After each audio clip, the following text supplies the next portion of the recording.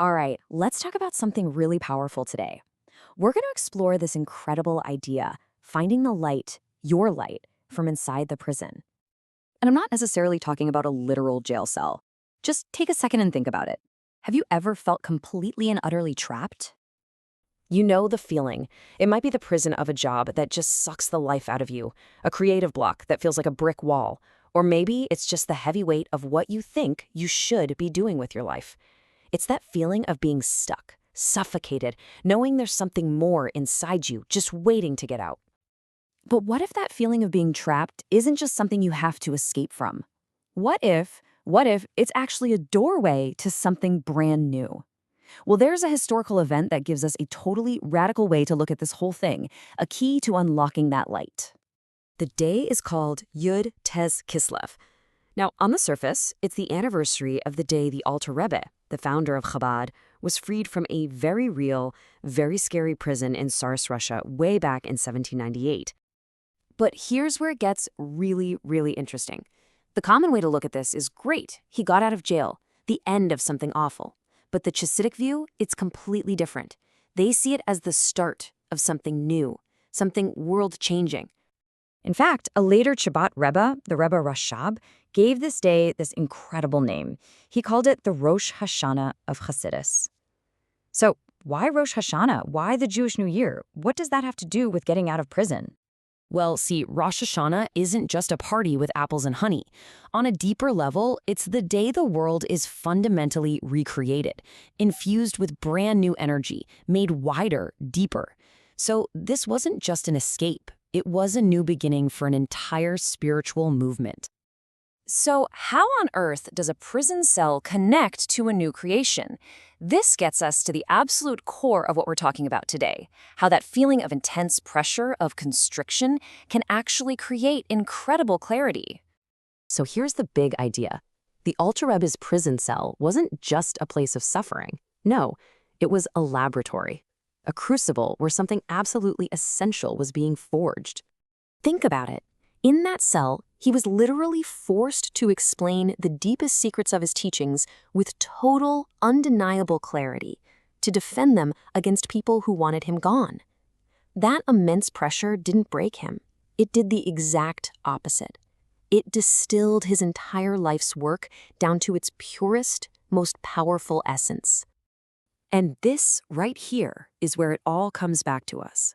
That feeling of being imprisoned by our routines, by our failures, by our frustrations. It isn't just some obstacle we have to get over. It's a laboratory for our own soul. So the real question for you, for me, for all of us is this. What core clarity, what essential truth about yourself and what you're here to do, what is the pressure in your life forcing you to formulate right now? Okay, let's bring this down to earth. I want to tell you a little modern story, a parable that just perfectly illustrates how this works in real life. So let's imagine an entrepreneur. And no, she's not in a real jail, but man, she sure feels like it. Her first startup, filled with so much hope, it fails. Then her second, the big pivot, that fails too. And then her third attempt, her absolute last shot, it collapses. She is completely trapped in a prison of failure. She's stuck. She's defeated. She's lost her money, her reputation, her confidence is shot. But this is the moment everything changes. She doesn't fall into that easy trap of asking, why is this happening to me? No. Instead, she asks the distillation question. She asks, okay, what is the one essential, purified lesson I can take from all of these failures?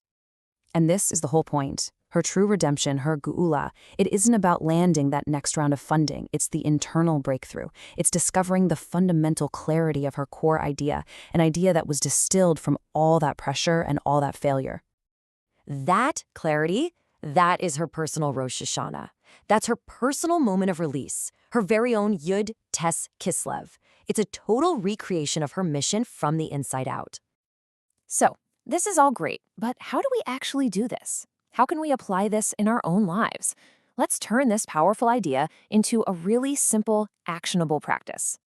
Okay, here's your mission for this week. Sometime in the next few days, when you feel that sense of imprisonment, that moment of being stuck or frustrated or trapped in some boring routine, I want you to stop. just for a second. Don't run from it. Lean into that pressure. Ask yourself the distillation question, and then try to boil down the answer into one single sentence. And here is the exact question to ask yourself. What distilled truth is this pressure forcing me to discover about myself?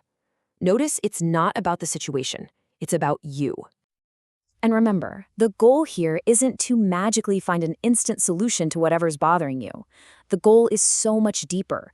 It's about discovering an inner principle, a guiding truth about who you are that the pressure has revealed. That, my friends, is real freedom. Because that sentence, that little nugget of truth you discover in your own personal laboratory of pressure, that's your inner gold. That's your unique wisdom. You could even call it your personal Chassidic. And that is a light that you can then give to the world.